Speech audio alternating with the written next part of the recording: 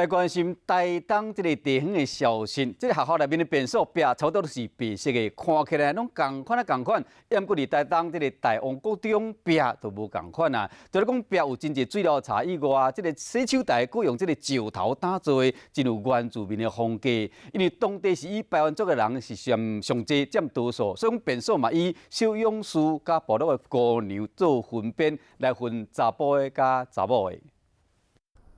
这个墙面是用大大细细这水流出来插片甲粘起的，门顶也有一个排湾族小勇士咧拍蜡，还有一块以为是饭店级的洗手间啊，想不到竟然是学校内面，很有那种原住民的感觉。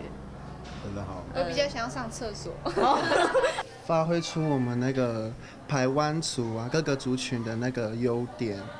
过来看这个景色，也有落啊，拢画甲非常水。台东县太麻里的大王国中改建老旧便所，互同学袂阁感觉便所是臭臭阁垃圾，而且嘛加入在地台湾族的元素，连洗手台拢是用几粒石头打造，精心设计。